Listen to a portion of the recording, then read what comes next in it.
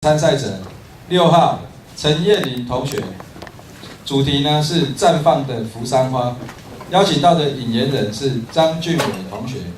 我们现在以最热烈的掌声来欢迎我们引言人俊伟同学。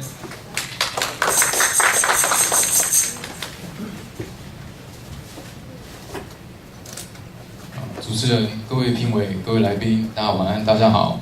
好。日本的冲绳县与台湾同为海岛国家。冲绳的国民乐器是一种只有3条弦线所构成的乐器，但乐器背后所蕴藏的历史意义与冲绳人的连结却远不止于如此。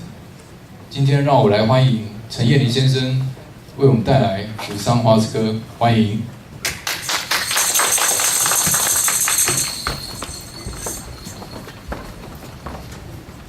谢谢我们引言人俊伟帅哥的引言。老师、评审老师、各位来宾，大家晚安，晚上好。嗨赛，我是燕玲。大家知道嗨赛是哪个地区的方言吗？对，没有错，是冲绳。它是冲绳方言中晚安的意思。那大家知道冲绳的岛花是什么花吗？对，非常聪明，就是扶桑花。那我们再考考各位，冲绳歌姬下川里美，她是出生于冲绳哪一座岛上呢？对，她是出生在于我们台湾那个海直线距离是170公里的石垣岛上。那大家想说，对于冲绳，除了黑糖还有下川里美之外，还有什么令大家印象深刻的人事物呢？除了黑糖还有下川里美之外，有大家要分享吗？非常多啊，海岛，还有阳光沙滩，他们没有比基尼，他们只有和服啦。对，其实除了黑糖还有下川里美之外，冲绳的歌谣是最能代表冲绳的一种人事物。可能大家说心中非常压抑，讲说，那我可怜，冲绳我连去都没去过，冲绳歌谣我一首都没听过，怎么能讲说冲绳歌谣最能代表日本呢？那这首歌大家有听过吗？春去春回来，花谢花会再开，只要你愿意，只要你愿意，让梦滑向你心海。这是周华健的《花心》，大家都有听过吧？那下一首呢？思念哟，我思念哟，只有在梦中。思念哟，我思念哟，心爱望你原谅。这首歌是江蕙的《思念哟》，大家有听过吧？对，这2首歌通通都是翻唱于日本的冲绳民谣。在这些优秀的歌手演唱之下，其实我们早就进入到冲绳的民谣世界，只是我们浑然不知而已。接下来就由燕玲来分享的专题，来带领大家进入到冲绳民谣的世界。在进入到世界之前，我一定要有地图吗？这是冲绳的地图。人家讲说，地文、水文会影响到人文。我们细数到冲绳的历史，冲绳本身是一个独立的国家，但是它夹在中国与日本两个强国之间，为了在夹缝中求生存，他不得不进行妥协，与2国进行交流。特别是中国，他们从明朝以来都是中国的藩属国，所以他们跟中国建立起非常强大很有密集的一个外贸关系。因为很平常的外贸关系，所以中国文化对于冲绳的传统影响非常的深，特别是福州人。为什么是福州呢？因为当初全世界最大的海港就是在福州泉州港，那是全世界最大的海港，一定要从这边出发，所以福州人的文化对于冲绳非常的大，甚至讲说冲绳人他们也过清明节，他们也过年啊，他们也跟台湾人的习俗一样，他们非常喜欢的是猪耳朵跟内脏，这是仅止于在冲绳才看得到，因为日本人是不吃猪内脏的，甚至是很惊讶说，人冲绳人伊嘛是有金呢，你伫冲绳过着金寿哦，伊嘛有牙香哦，因为他们有很多是闽南人的后代。当然啊，经过了几百年被殖民的藩属国的历史之后，其实造就冲绳民谣最大的分水岭就是二战的冲击。在二战冲击之后，他们美军占领了琉球，也就是冲绳，占领了几十年之久，在1972年才还给了日本，再将自治权还给了日本。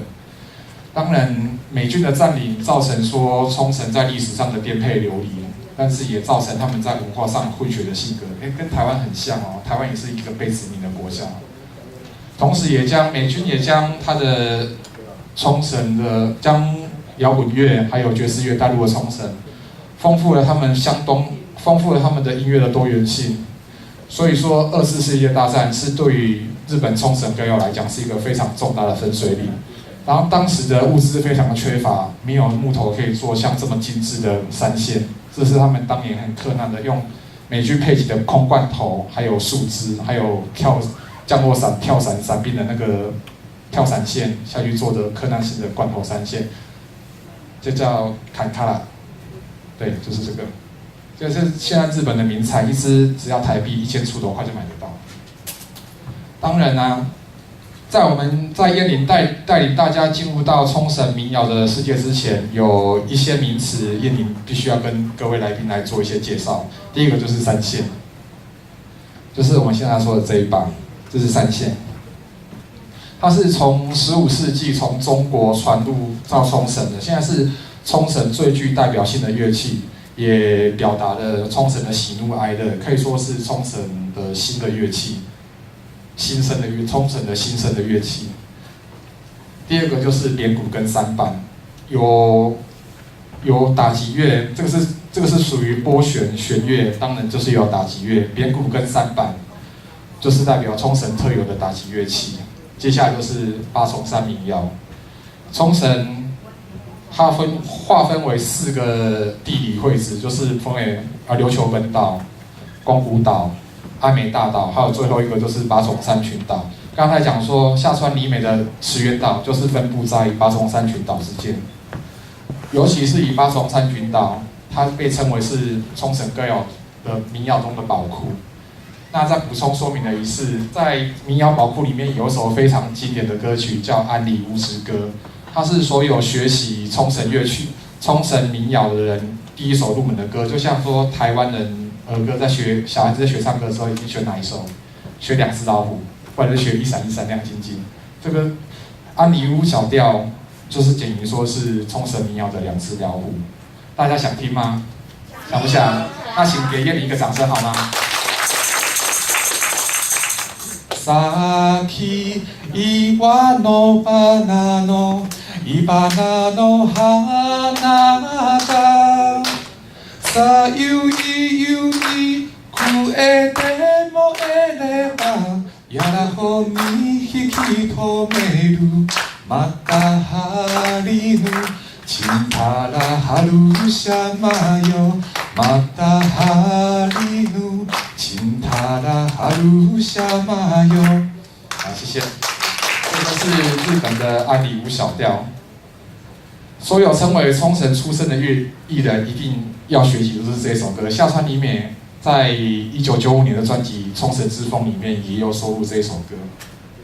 当然，介绍歌谣的时候，我们必须介绍说，冲绳歌谣在日本不只是一种音乐，在冲绳也不是一种音乐，正是一种生活态度。人家讲说，生活即歌，歌即生活，就可以形容，用8个字就可以形容说，冲绳的3线语曲歌谣在他们心目中，在他们生活中占的分量是有多重的。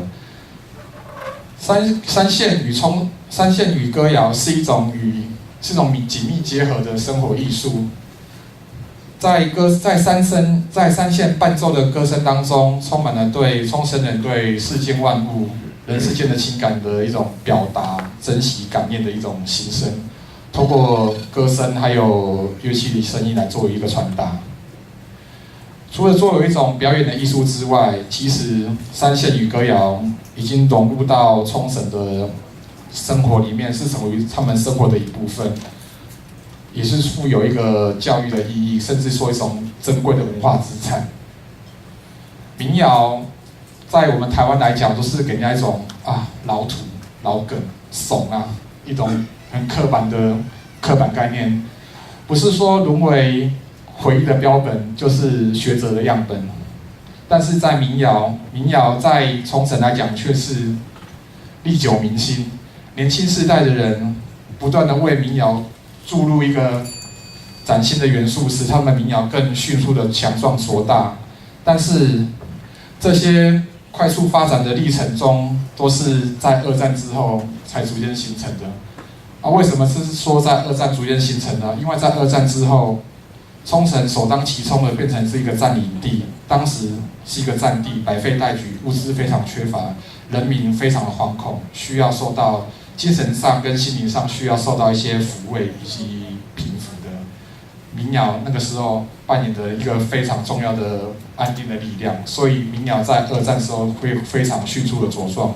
也因为说吸取到美军外来的元素，又使民谣重生为一个新的形态，来展现给我们世人。当然，人讲说他们歌谣开始茁壮，开始蔚为风潮之后，文化是一种软实力，会变成是一种信心。当然，冲绳人现在因为民谣的崛起，兴起了一股冲绳热。就像说90年代张惠妹的一首《你是我的姐妹，你是我的 baby》，掀起了原住民的热潮。就像一样，冲绳歌谣，他们从他们二战之后的复兴的风潮开始，当作一股力量，然后重新出发，让他们重拾了他们冲绳人在地人的自我认同。他们就说，我们不是次等公民，我们跟本岛的日本人是平起平坐的，我们有丰富的文化，甚至说我歌还唱得比你好。所以也带动了他们当地的年轻人开始愿意主动的去学习三线，去说他们的冲绳方言，去唱他们的冲绳歌谣。这股冲绳的到今年2016年依旧是在持续当中。夏川里美今年有发新专辑哦，请大家多多支持，我是他的粉丝。冲绳民谣在冲绳不只是生活的方式，它已经蜕变成一个时代的力量，所以它不会被时代淘汰，它只会与时俱进。在冲绳，因为被复杂的历史所捉弄着，但是它能依旧将这些创伤还有一些文化的冲击融合成一个新的元素，加入到他们独特的音乐里面，造成了说冲绳的一些民谣的多样性。当然，透过三线还有歌谣，我们看到冲绳文化中敬天惜物、爱人的精神，也让我们反思说，同样身为海岛国家的台湾，有一些值得接近的地方。我们有我们曾经属于相同的文化圈，我们也同样经历过战争，也经历过殖民，但是我们的文化复兴却没有他们来的那么的强大。所以借由三线及歌谣这种紧密的结合，我希望说能让我们同样身为海岛国家的台湾能获得一个反思的教材以及借鉴。谢谢。